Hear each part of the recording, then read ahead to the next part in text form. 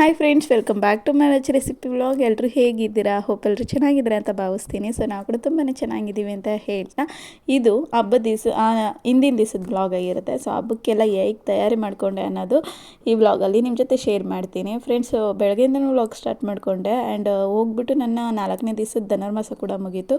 ಹೋಗಿ ಎಳ್ಬತ್ತಿ ಹಾಕಿ ಬಂದಮೇಲೆ ನೋಡ್ತಾ ಇರ್ಬೋದು, ಇಲ್ಲಿ ಟಿಫನ್ ಕೂಡ ರೆಡಿ ಮಾಡ್ತಾಯಿದ್ದೀನಿ. ಟಿಫನ್ಗೆ ಚಪಾತಿನ ಮಾಡಿಕೊಂಡೆ. ನಂತರ ಚಪಾತಿ ಎಲ್ಲ ಮಾಡಿ ನನ್ನ ಮಗಳನ್ನ ಸ್ಕೂಲ್ಗೆ ಕಳಿಸಿದ್ಮೇಲೆ ಆ್ಯಂಡ್ ನನ್ನ ಹಸ್ಬೆಂಡ್ ಆಫೀಸ್ಗೆ ಹೋದ್ಮೇಲೆ, ಸೊ ನನ್ನ ನಾಳೆ ಹಬ್ಬ ಇದೆ ಅನ್ನಂಗೆ ಹೇಗೆಲ್ಲ ಮನೆ ಕೆಲಸ ಮಾಡಿಕೊಂಡೆ ಆ್ಯಂಡ್ ಅಂದ್ಬಿಟ್ಟು ಈ ವ್ಲಾಗಲ್ಲಿ ನಿಮ್ಮ ಜೊತೆ ಶೇರ್ ಮಾಡ್ತೀನಿ. ಇಲ್ಲಿ ನೋಡ್ತಾ ಇರ್ಬೋದು, ನಾನು ಕೂಡ ಟಿಫನ್ ಎಲ್ಲ ಮುಗಿಸಿ ನನ್ನ ಮಗಂಗೆ ಟಿಫನ್ ಮಾಡಿ ಅವನ್ನ ಮಲಗಿಸಾದ್ಮೇಲೆ ಇಲ್ಲಿ ಹಬ್ಬದ ಕೆಲಸ ಮಾಡ್ಕೊಳಕ್ಕೆ ಸ್ಟಾರ್ಟ್ ಮಾಡಿಕೊಂಡೆ. ಇನ್ನು ಕಿಚನ್ಗೆ ಅಂದ್ಬಿಟ್ಟು ಕಿಚನಲ್ಲೆಲ್ಲ ಕ್ಲೀನ್ ಮಾಡ್ಕೊತಾ ಇದ್ದೀನಿ. ಸ್ವಲ್ಪ ಚಪಾತಿ ಒರೆಸ್ತಿದ್ದು ಎಲ್ಲನೂ ಇತ್ತಲ್ಲ, ಸೊ ಅದನ್ನೆಲ್ಲ ಕ್ಲೀನ್ ಮಾಡ್ಕೊಂಡು ನಮ್ಮ ಮನೇಲಿ ಹೇಗಾಗ್ಬಿಡುತ್ತೆ ಅಂದರೆ, ನಾನು ಒಂದು ಕೆಲಸ ಮಾಡೋದು ಹಾಗೆ ನನ್ನ ಮಗ ಒಂದು ಸ್ವಲ್ಪ ನಿದ್ದೆ ಮಾಡಿ ಎದ್ದೇಳೋದು ಈ ಥರ ಆಗುತ್ತೆ. ಸೊ ಹಾಗಾಗಿ ಬೆಳಗ್ಗೆಯಿಂದನೇ ಸ್ವಲ್ಪನೇ ಸ್ಟಾರ್ಟ್ ಮಾಡ್ಕೊಬೇಕು ಈ ಥರ. ಇನ್ನು ಸಂಜೆ ರಾತ್ರಿ 1 ಗಂಟೆವರೆಗೂ ಕೆಲಸ ಮಾಡಿದ್ದೀನಿ. ಹೇಗೆಲ್ಲ ಮಾಡಿದೆ ಅಂದ್ಬಿಟ್ಟು ಈ ವ್ಲಾಗಲ್ಲಿ ಶೇರ್ ಮಾಡ್ತೀನಿ. ಸೊ ಫ್ರೆಂಡ್ಸ್, ಇಲ್ಲಿ ನೋಡ್ತಾ ಇರ್ಬೋದು, ಕಿಚನ್ ಎಲ್ಲ ಕ್ಲೀನ್ ಮಾಡ್ಕೊತಾ ಇದ್ದೀನಿ ಫಸ್ಟು, ಈ ಥರ ಸ್ಲ್ಯಾಬು ಎಲ್ಲ. ಸೊ ಹೇಗೆ ಅಂದರೆ, ಹಬ್ಬ ಬಂತಿದೆ ಅಂದ್ರೇ ನಮ್ಮ ಹೆಣ್ಮಕ್ಳಿಗೆ ಒಂಥರ ಖುಷಿ ಅಲ್ವಾ. ಬೆಳಗ್ಗೆನೇ ಪೂಜೆ ಆಗಿಬಿಡ್ಬೇಕು. ಅದರಲ್ಲೂ ನಾನು ಧನುರ್ಮಾಸ ಮಾಡ್ತಿರೋದಕ್ಕೆ 5ನೇ ದಿವಸದ ಕಂಪ್ಲೀಟ್ ಆಗುತ್ತೆ ಧನುರ್ಮಾಸಕ್ಕೆ, ಅಂದರೆ ಸಂಕ್ರಾಂತಿ ಹಬ್ಬಕ್ಕೆ. ಸೊ ಹಾಗಾಗಿ ಬೆಳಗ್ಗೆನೇ ಎದ್ದು 5:30 ಅಷ್ಟೊತ್ತಿಗೆಲ್ಲ ಪೂಜೆ ಮುಗಿಸಿ ದೇವಸ್ಥಾನ ಹತ್ರ ಹೋಗಿ ಅಲ್ಲಿ ಎಳ್ಬತ್ತಿ ಹಾಕಿ, ಸೊ ಈ ಥರ ಎಲ್ಲ ಇರುತ್ತೆ ಅಂದ್ಬಿಟ್ಟು ಸಂಜೆನೇ ಎಲ್ಲನೂ ಪ್ರಿಪ್ರೇಷನ್ ಮಾಡ್ಕೊಂಡಿದ್ದೀನಿ ನೈಟೇ. ಅದರಲ್ಲೂ ನಮ್ಮ ಹೆಣ್ಮಕ್ಳಿಗೆ ಧನುರ್ಮಾಸ ಮಾಡಲಿಲ್ಲ ಅಂದ್ರೂ, ಯಾವುದೇ ಒಂದು ಹಬ್ಬ ಬಂತು ಅಂದ್ರೂ ಬೇಗನೆ ಪೂಜೆ ಮಾಡಿಬಿಡ್ಬೇಕು. ಅದೊಂಥರ ಖುಷಿ ಕೊಡುತ್ತೆ ಬೆಳಗ್ಗೆನೇ ಮನೆಯಲ್ಲಿ. ಸೊ ಹಾಗಾಗಿ ನಾನು ಧನುರ್ಮಾಸ ಮಾಡ್ತಾಯಿದ್ದೀನಿ ಅಂತಲ್ಲ, ಯಾವುದೇ ಒಂದು ಹಬ್ಬ ಆಗಲಿ ಅಷ್ಟೇ ಬೆಳಗ್ಗೆನೇ ಪೂಜೆ ಆಗಬೇಕು ನಮ್ಮ ಮನೇಲಿ, ಈ ಥರ ಮಾಡ್ಕೊಳೋದು. ಇನ್ನು ಕಿಚನ್ ಎಲ್ಲ ನೀಟಾಗಿ ಕ್ಲೀನ್ ಮಾಡ್ಕೊಳೋಷ್ಟರಲ್ಲಿ ನನ್ನ ಮಗಳಿಗೆ ಅಂತ ನಾನು ಸಂಕ್ರಾಂತಿ ಹಬ್ಬಕ್ಕೆ ಒಂದು ಬಟ್ಟೆನ ಬುಕ್ ಮಾಡಿದ್ದೆ ಫ್ಲಿಪ್ಕಾರ್ಟಲ್ಲಿ. ಸೊ ಅದು ಕೂಡ ಬಂತು, ಬರೋಲ್ಲ ಅಂದ್ಕೊಂಡು ಡೌಟಲ್ಲಿದ್ದೆ. ಹೇಗೋ ಅವ್ರಿಗೆ ಫೋನ್ ಮಾಡ್ಕೊಂಡು ಇಲ್ಲ ಬೇಕೇ ಬೇಕು ಫೆಸ್ಟಿವಲ್ಗೆ ನನ್ನ ಮಗಳದ್ದು ಡ್ರೆಸ್ಸು ಪ್ಲೀಸ್ ತಂದುಕೊಡಿ ಅಂತ ಕೊರಿಯರ್ ಅವ್ರಿಗೆ ಫೋನ್ ಮಾಡಿ ಸೊ ಅದೇ ಹೇಗೋ ತಂದುಕೊಟ್ರು. ಯಾಕೆ ಅಂದರೆ 1 ಡೇ ಮುಂಚೆನೇ ಅವರು ನೈಟ್ ಫೋನ್ ಮಾಡಿದರು, ಬಟ್ ನಾನು ಪಿಕಪ್ ಮಾಡಿರಲಿಲ್ಲ. ಸೊ ಹಾಗಾಗಿ ಅವ್ರಿಗೆ ಹೊರಟೋಗ್ಬಿಟ್ಟಿದ್ರು. ಆಮೇಲೆ ಮತ್ತೆ ಅದೇ ಫೋನ್ಗೆ ಟ್ರೈ ಮಾಡಿ ನನಗೆ ಬೇಕೇ ಬೇಕು ಅಂತ ಹೇಳಿದ್ದಕ್ಕೆ ಸೊ ಅದೇ ಹೇಗೋ ತಂದುಕೊಟ್ರು. ನಾಳೆ ಹಬ್ಬ ಇದೆ ನನಗೆ ಇವತ್ತು ತಂದುಕೊಟ್ರು, ಇಲ್ಲಾಂದರೆ ಮತ್ತೆ ಹೋಗಿ ಅಂಗಡಿಲಿ ತರಬೇಕಾಗ್ತೈತೆ, ಈ ರೀತಿ ಆಗೋಗೋದು. ಇನ್ನು ಬಟ್ಟೆನೂ ಬಂತು. ಆಮೇಲೆ ಇಲ್ಲಿ ನೋಡ್ತಾ ಇರ್ಬೋದು, ಈ ಕಡೆ ಶೆಲ್ಫೆಲ್ಲ ನೀಟಾಗಿ ಒರೆಸಿ ಇಲ್ಲಿ ಇದ್ಕಿದ ಬೇಳೆ ಸಾರು ಮಾಡಲೇಬೇಕಲ್ವ ಸಂಕ್ರಾಂತಿ ಹಬ್ಬ ಅಂದಮೇಲೆ. ಸೊ ಹಾಗಾಗಿ ಕಾಳು ಕೂಡ ಹಾಕಿದ್ದೀನಿ, ಅದು ಕೂಡ ಇನ್ನೂ ಇದ್ಕಿಲ್ಲ ಕಾಳನ್ನ. ಆ್ಯಂಡು ಕಡಲೆಕಾಯಿ ಎಲ್ಲ ತಂದಿಟ್ಟಿದ್ದಾರೆ ನನ್ನ ಹಸ್ಬೆಂಡು, ಅದೆಲ್ಲ ಕ್ಲೀನ್ ಮಾಡಿ ಇಟ್ಕೊಬೇಕು ಅಂತ ಅಲ್ಲಿ ಸೈಡಲ್ಲಿ ಇಟ್ಟಿದ್ದೀನಿ. ಇನ್ನು ಇಲ್ಲಿ ನೋಡ್ತಾ ಇರ್ಬೋದು, ಸೊ ಪಾತ್ರೆ ಒಂದು ಸ್ವಲ್ಪ ಇತ್ತು, ಅದೆಲ್ಲ ವಾಶ್ ಮಾಡಿ ಎತ್ತಿಟ್ಬಿಟ್ಟು, ಇನ್ನು ಟ್ಯಾಪು ನನ್ನ ನೆಲ್ಲಿ ಟ್ಯಾಪು ಸ್ವಲ್ಪ ಅದು ಹೇಗೆ ಅಂದರೆ ಒಂಚೂರು ಉಪ್ಪೆಲ್ಲ ಕಟ್ಟಿರುತ್ತಲ್ಲ, ಅದೆಲ್ಲ ಬೇಗ ಹೋಗ್ಬೇಕಂದ್ರೆ ನೋಡಿ, ಇದು CIF ಅನ್ನೋ ಒಂದು ಲಿಕ್ವಿಡ್ನ ನಾನು ಇಟ್ಕೊಂಬಿಟ್ಟಿದ್ದೀನಿ ಸ್ಪ್ರೇ. ಸೊ ಅದನ್ನು ನೆಲ್ಲಿ ಟ್ಯಾಪ್ ಒಣಗಿದಾಗ ಅದನ್ನು ಸ್ಪ್ರೇ ಮಾಡಿಬಿಟ್ರೆ ಅದೆಲ್ಲ ಏನು ಉಪ್ಪು ಕಟ್ಟಿರುತ್ತೋ ಅದೆಲ್ಲ ಬೇಗ ಬಿಟ್ಬಿಡುತ್ತೆ, ಚೆನ್ನಾಗಿ ಹೊಸ ಟ್ಯಾಪ್ ಥರನೇ ಕಾಣ್ತಾ ಇರುತ್ತೆ. ಸೊ ನಾನು ಯೂಸ್ ಮಾಡೋಂಥದ್ದು ಅದನ್ನೇ. ಬರೀ ನೆಲ್ಲಿ ಟ್ಯಾಪ್ಗಂದೇ ಅಲ್ಲ, ಯಾವುದೇ ಒಂದು ಸ್ಟೀಲ್ ಅಂದರೆ ಇವಾಗ ಗ್ಯಾಸ್ ಸ್ಟವ್ ಇರುತ್ತಲ್ಲ, ಸೊ ಅದಕ್ಕೆ ಸ್ಟೀಲ್ ಥರ ಕೊಟ್ಟಿರ್ತಾರೆ, ಅಲ್ಲಿ ಉಕ್ಕುದು ಏನಾದರೂ ನಾವು ಉಕ್ಕುಸಿ ಏನಾನ ಕಿಲ್ವ್ ಥರ ಹಿಡಿದಿದ್ರೆ ಅದಕ್ಕೂ ಕೂಡ ಸ್ಪ್ರೇ ಮಾಡಿದ್ರೆ ಹೋಗುತ್ತೆ. ಸೊ ಒಂಥರ ಒಳ್ಳೆ ಚೆನ್ನಾಗಿದೆ ಅದು. CIF ಅಂತ ನಾನು ಇವಾಗ ಏನು ಲಿಕ್ವಿಡ್ ತೋರಿಸಿದ್ನೋ ಅದು ಚೆನ್ನಾಗಿದೆ. ನೆಲ್ಲಿ ಟ್ಯಾಪ್ಗೆಲ್ಲ ಕೂಡ ಚೆನ್ನಾಗಿ ಹೋಗುತ್ತೆ, ಏನೇ ಒಂದು ಉಪ್ಪಿನ ಕರೆ ಕಟ್ಟಿರುತ್ತಲ್ಲ, ಸೊ ಅದು. ಸೊ ಇನ್ನು ಕಿಚನ್ ಎಲ್ಲ ಫುಲ್ಲು ಕ್ಲೀನ್ ಆಯಿತು. ಇನ್ನು ಈ ಕಡೆ ಬಂದು ರೂಮಲ್ಲೆಲ್ಲನೂ ಕೂಡ ನಾನು ಈ ಥರ ಬೆಡ್ ಸ್ಪ್ರೆಡ್ ಎಲ್ಲ ತೆಗ್ದು ವಾಶ್ ಮಾಡೋಕ್ಕೆ ಹಾಕಿದ್ದೆ. ಸೊ ಅದನ್ನೆಲ್ಲ ಮತ್ತೆ ಹಾಕಿಬಿಟ್ಟು ಅಲ್ಲೂ ಕೂಡ ಎಲ್ಲ ಬೆಡ್ಶೀಟನ್ನೆಲ್ಲ ಮಡಚಿಕ್ಕಿ ಆಗಿ, ಸೊ ರೂಮ್ ಕೂಡ ಎಲ್ಲ ಕ್ಲೀನ್ ಮಾಡಿಕೊಂಡು ಇನ್ನು ಕಸ ಎಲ್ಲ ಹೊಡ್ಕೊಂಡು ಬಂದೆ. ಸೊ ಇನ್ನು ಕಸ ಎಲ್ಲ ಹೊಡ್ಕೊಂಡು ಬರೋಷ್ಟರಲ್ಲಿ ನಾನು ಆಲ್ಮೋಸ್ಟ್ ಒಂದು 3:30 4 o'clock 4:30 ಈ ಥರ ಆಗ್ಬಿಟ್ಟು ಸಂಜೆ ಆಗಿತ್ತು ಗೈಸ್. ನಿಜವಾಗ್ಲೂ ನಾನು ನಿಧಾನಕ್ಕೆ ಮಾಡಿಕೊಂಡು ನನ್ನ ಮಗನ ನೋಡ್ಕೊಂಡು ಈ ಥರ ಮಾಡ್ಕೊಳೋಷ್ಟರಲ್ಲಿ ಸೊ ಈ ಥರ ಸಂಜೆ ಆಗೋಗ್ಬಿಡುತ್ತೆ. ಈ ಥರ ಇನ್ನು ಮಧ್ಯೆ ಊಟ ಮಾಡಿಸ್ಕೊಳೋದು, ನನ್ನ ಮಗನಿಗೆ ನಾನು ಮಾಡ್ಕೊಳೋದು, ಈ ಥರ ಆದರೆ ಸಂಜೆಗೆ ನನ್ನ ಕೆಲಸ ಕಂಪ್ಲೀಟ್ ಆಗೋಗೋದು ಈ ಥರ. ಇನ್ನು ಇಲ್ಲಿ ನೋಡ್ತಾ ಇರ್ಬೋದು, ನಾನು ಮತ್ತೆ ಎಲ್ಲನೂ ಕೂಡ ಕ್ಲೀನ್ ಮಾಡಿಕೊಂಡು, ಇದು ವಾಶ್ರೂಮ್ಸ್ ಅಂತೆ ಅವೆಲ್ಲ ಕ್ಲೀನ್ ಮಾಡಿಕೊಂಡು ನಾನು ಮತ್ತೆ ಒಂದ್ಸಲ ಫ್ರೆಶ್ ಅಪ್ ಆಗಿ ಕಿಚನಿಗೆ ಬಂದು ಇಲ್ಲಿ ನೋಡ್ತಾ ಇರ್ಬೋದು, ಸೊ ಗ್ಯಾಸ್ ಎಲ್ಲನೂ ಕೂಡ ಏನು ಮೇಲ್ಗಡೆ ಬರ್ನಲ್ಲ ಅದೆಲ್ಲ ತೊಳೆದಿಟ್ಟಿದ್ದೆ ನಾನು ಗ್ಯಾಸ್ ಸ್ಟವ್ದು. ಸೊ ಅದನ್ನೆಲ್ಲ ಮತ್ತೆ ಹಾಕಿಬಿಟ್ಟು ನನ್ನ ಮಗನಿಗೆ ಸಂಜೆ ಒಂದು ಟೈಮ್ ಹಾಲು ಕೊಟ್ಬಿಟ್ಟು, ಸೊ ಇಲ್ಲಿ ಅವನು ಕೂಡ ಮಲಿಕು ಅಂತ ಹೇಳಿದೆ, ಮತ್ತೆ ಒಂದು ಟೈಮ್ ಮಲಗ್ದೆ ಹೇಗೋ. ಸೊ ನಾನು ಅಷ್ಟರಲ್ಲಿ ಹೇಗಿದ್ರು ಫ್ರೆಶ್ ಅಪ್ ಆಗಿದ್ದು ಎಳ್ಳು ಬೆಲ್ಲ ಮಾಡಿಟ್ಬಿಡೋಣ ಅಂದ್ಬಿಟ್ಟು, ಸೊ ಇಲ್ಲಿ ಎಳ್ಳು ಬೆಲ್ಲನ ಮಾಡ್ತಾಯಿದ್ದೀನಿ. ನೋಡ್ತಾ ಇರ್ಬೋದು ನಾನು ಯಾವ ರೀತಿ ಮಾಡಿದೆ ಅಂದ್ಬಿಟ್ಟು ಕ್ವಿಕ್ಕಾಗಿ ತೋರಿಸ್ತೀನಿ. ಇಲ್ಲಿ ನಾನು ಫಸ್ಟ್ ಕೊಬ್ಬರಿನ ತೊಗೊಂಡಿದ್ದೀನಿ. ಆ ಕೊಬ್ಬರಿ ಮೇಲ್ಗಡೆ ಏನು ಸಿಪ್ಪೆ ಲೇಯರ್ ಇರುತ್ತೋ ಅದನ್ನೆಲ್ಲ ಕರೆಕ್ಟಾಗಿ ತಗೊಬೇಕು, ಚೆನ್ನಾಗಿರುತ್ತೆ. ಸೊ ಅದ್ರದ್ದು ಬ್ರೌನ್ ಕಲರ್ ಏನಿದೆಯೋ ಅದೆಲ್ಲ ನಾನು ತೋರಿಸ್ತೀನಿ ಯಾವ ರೀತಿ ತೆಗಿತೀನಿ ಅಂದ್ಬಿಟ್ಟು ಅದನ್ನು.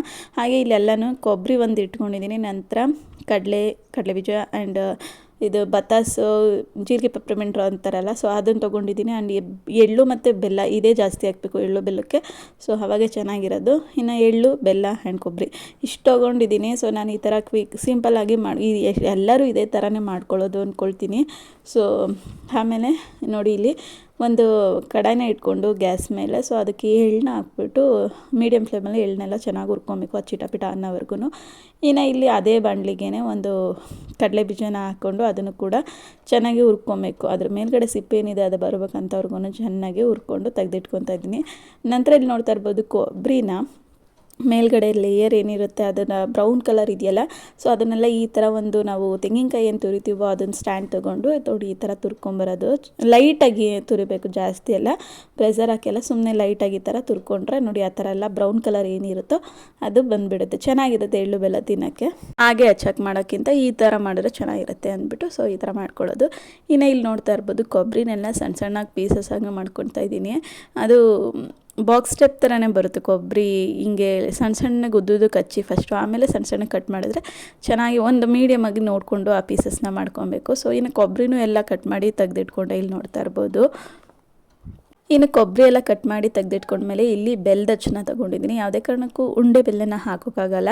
ಸೊ ಈ ಥರ ಬೆಲ್ಲದಚ್ಚು ಕೂಡ ಅದೇ ಥರ ಸೇಮ್ ನಾವು ಇವಾಗ ಕೊಬ್ಬರಿನ ಹೇಗೆ ಪೀಸ್ ಮಾಡಿ ಇಟ್ಕೊಂಡ್ವೋ ಸೊ ಅದೇ ಥರ ಬೆಲ್ಲನೂ ಕೂಡ ಪೀಸಸ್ ಮಾಡಿ ಇಟ್ಕೊಳೋದು. ಈ ಥರ ನೋಡ್ತಾ ಇರ್ಬೋದು ನಾನು ಮಧ್ಯಕ್ಕೆ ಪೀಸ್ ಮಾಡಿ ಫಸ್ಟು, ಆಮೇಲೆ ಅದನ್ನು ಸಣ್ಣ ಸಣ್ಣಾಗಿ ಪೀಸಸ್ ಮಾಡಿ ಇಟ್ಕೊಂಡೆ ಬೆಲ್ಲ ಕೂಡ. ಸೊ ಬೆಲ್ಲನೂ ಮತ್ತು ಎಳ್ಳು ಜಾಸ್ತಿ ಹಾಕೋದ್ರಿಂದ ಎಳ್ಳು ಬೆಲ್ಲ ಚೆನ್ನಾಗಿ ಇದಾಗುತ್ತೆ. ಎಳ್ಳು ಬೆಲ್ಲ ಅನ್ನೋದೇ ಅದೇ ಅಲ್ವಾ ಮೇಯ್ನು, ಸೊ ಅದನ್ನೇ ಜಾಸ್ತಿ ಪ್ರಮಾಣದಲ್ಲಿ ಹಾಕಬೇಕು. ಇನ್ನು ಇಲ್ಲಿ ನೋಡ್ತಾ ಇರ್ಬೋದು ಕಡಲೆ ಬೀಜದ ಮೇಲೆ ಏನು ಸಿಪ್ಪಿರುತ್ತೆ ಅದು ಚೆನ್ನಾಗಿ ಕೈ ಸಹಾಯದಿಂದ ಈ ಥರ ಮಾಡಿಕೊಂಡು ನಂತರ ಅದು ಸಿಪ್ಪೆಲ್ಲ ತೆಗೆದುಬಿಟ್ಟು ಸಿಪ್ಪೆಲ್ಲ ಬಿಟ್ಟಿರುತ್ತಲ್ಲ ಅದನ್ನೆಲ್ಲ ಚೆನ್ನಾಗಿ ಕೇರ್ಕೊಂಡು ನಂತರ ಇಲ್ಲಿ ಒಂದು ಕುಟಾಣಿದು ಕಲ್ಲಿರುತ್ತಲ್ಲ ಅದರಲ್ಲಿ ನಾನು ಅರ್ಧರ್ಧ ಹೋಳಾಗಬೇಕದು. ಸೊ ಹಾಗಾಗಿ ಆ ರೀತಿ ಮಾಡಿಕೊಂಡೆ ಕುಟಾಣಿ ಕಲ್ಲಿಂದ. ಸೊ ಕೈಯಲ್ಲಿ ಕೂಡ ಈ ರೀತಿ ಅಂದ್ರೂ ಹೋಗುತ್ತೆ, ಇಲ್ಲಾಂದರೆ ಕುಟಾಣಿ ಕಲ್ಲಲ್ಲಿ ಮೇಲೆ ಕರೆಕ್ಟಾಗಿ ಸ್ವಲ್ಪ ಲೈಟಾಗಿ ಈ ರೀತಿ ಮಾಡಿಕೊಂಡ್ರೆ ಅದು ಅರ್ಧ ಉಪ್ಪಾಗಿ ಆಗುತ್ತೆ. ಇನ್ನು ಎಲ್ಲನೂ ಕೂಡ ಒಂದೊಂದಾಗಿಯೇ ಮಿಕ್ಸ್ ಮಾಡಿಕೊಂಡ್ರೆ ಎಳ್ಳು ಬೆಲ್ಲ ಆ್ಯಂಡ್ ಕೊಬ್ಬರಿ ಜೀರಿಗೆ ಪೆಪ್ಪರ್ಮೆಂಟು ಆ್ಯಂಡ್ ಕಡಲೆ ಈ ರೀತಿ ಏನೇನು ನಾವು ತೊಗೊಂಡಿದ್ವು ಐಟಮ್ ಅದೆಲ್ಲ ಮಿಕ್ಸ್ ಮಾಡಿಕೊಂಡು ಚೆನ್ನಾಗಿ ಮಿಕ್ಸ್ ಮಾಡಿದ್ರೆ ಎಳ್ಳು ಬೆಲ್ಲ ರೆಡಿ ಆಗುತ್ತೆ. ಸೊ ಸಿಂಪಲ್ಲಾಗಿ ಮಾಡ್ಕೊಬೋದು.